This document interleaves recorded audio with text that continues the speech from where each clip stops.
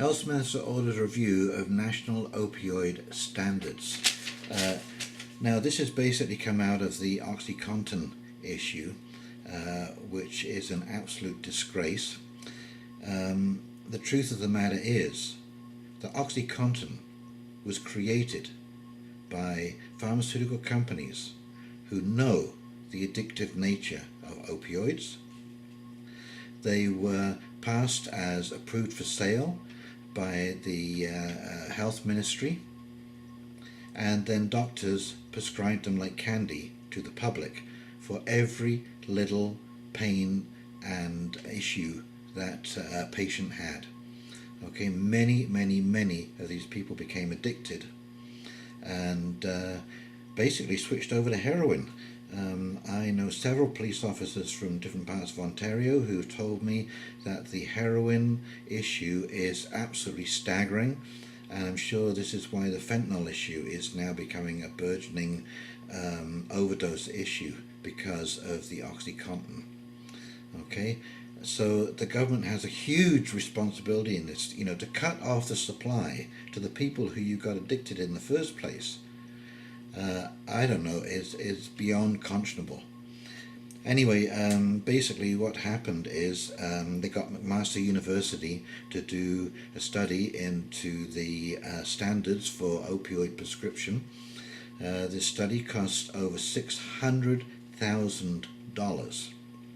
Okay, so this is the interesting part of the story. Let me just read. Federal Health Minister Jane Philpott has ordered an independent review into whether the national standards for prescribing opioids are tainted, as fresh revelations show that one third of the individuals who crafted the measures have financial ties to the pharmaceutical industry.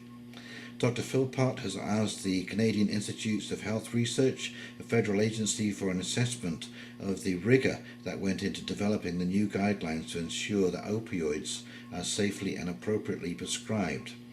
As well, the Minister has asked McMaster University, which developed the guidelines, for a full accounting of the process for determining who got to vote on the guidelines and how conflicts of interest were managed. It is very important to make sure that the guidelines are not tainted by the influence of industry. Well, they're already tainted by the influence of industry. It turns out that only one of the people who were paid by the industry got to vote. However, that's beside the point. One third crafted the policy. Okay, and when you have one third crafting the policy, that is a huge influence. Okay, that's a huge influence on the document. So this is absolutely scandalous. The province should really step up to the plate here and do a lot more to help the people who are addicted to OxyContin and have turned to heroin. There should be free injection sites. There should be basically a mechanism for these people who can get the monkey off their back. Okay, you cannot just cut off an addict from their supply when you created the addict, and we all know that methadone does not work with opioid addiction.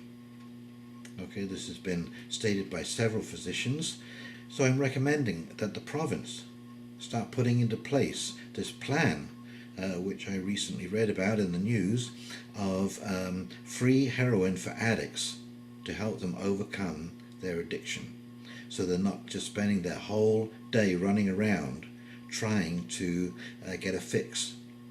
And if you want to know what a heroin addict's life is like, just watch the movie Trainspotting. Okay, it is a real eye-opener. It's a real eye-opener. Anyway, this is Hound Dog Steve signing off. Please like and subscribe, leave your comment. Let's have a conversation about this. What do you think? How should we proceed? How do you feel the province should behave in all of this? And what responsibility do you think the province has in all of this? So, you have yourself a great little day.